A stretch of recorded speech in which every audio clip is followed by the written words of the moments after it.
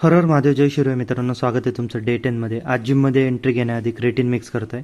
अजून स्पॉन्सर नाही हा ब्रँड, पण तुमचा सपोर्ट राहिला ना तर एक दिवस नक्की स्पॉन्सर करतील. म्हणून लाईक, कमेंट, शेअर करायला विसरू नका. क्रेटिन घेतलं, डोकं कसं तड तड तड सुरुवात झाली.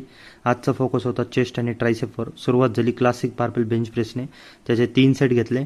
नंतर बेंच प्रेस, नंतर वळवलं इन्क्लाइन चेस्ट प्रेसकडे. बाय द वे, हो, ही मुंबई इंडियन्सची जर्सी घातली आहे, पण मी खरा इंडियन क्रिकेट टीमचा फॅन आहे. जर्सीचं काही असं, लॉयल्टी नेहमी इंडिया फर्स्ट. इन्क्लाइन प्रेसचे 3 सेट घेतले. अप्पर चेस्टवर डायरेक्ट जोर, प्रत्येक रेपने वरच्या भागाला पंप दिला. फॉर्म चेक करू शकता किती कंट्रोल आहे, ते झालं. त्यानंतर आलो इन्क्लाइन मशीन फ्लायकडे.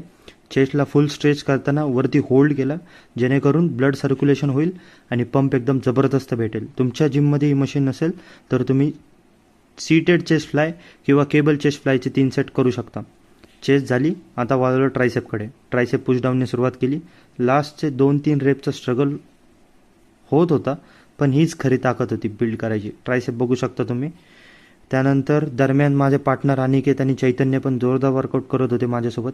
एनर्जी डबल झाली. खरं सांगायचं तर जिममध्ये एकटं वर्कआउट करण्यापेक्षा स्ट्रॉंग पार्टनर असतील ना तर मोटिवेशन आपोआप वाढतं. ट्रायसेप फिनिश केले ओव्हरहेड एक्सटेन्शनने. दरम्यान अनिकेत बघू शकता तुम्ही रोपवर HIIT कार्डिओ करत होते स्टॅमिना बिल्ड करण्यासाठी. स्ट्रेंथ आणि स्टॅमिना दोन्ही बॅलन्स असायला हवे. वर्कआउट असा आपल्या प्रकारे कंप्लीट झाला. घरी आलो, प्रोटीन शेक प्यालो. तव्यावर आपलं थोडं शॅलो फ्राय पनीर 100 ग्रॅम आपलं फ्राय करून घेतलं. दरम्यान तुम्ही पोझिंग चेक करू शकता. बायसेप चेक करू शकता, बॅक डबल बायसेप. कमेंटमध्ये नक्की सांगा तब्येत कशी होत चालली आहे. असा झाला आपला डे 10 कंप्लीट. डिसिप्लिन चालू आहे, जर्नी पण चालू आहे. बोला हर हर महादेव, जय शिवराय. उद्या भेटू डे 11 मध्ये आणखी तुफानी वर्कआउट घेऊन.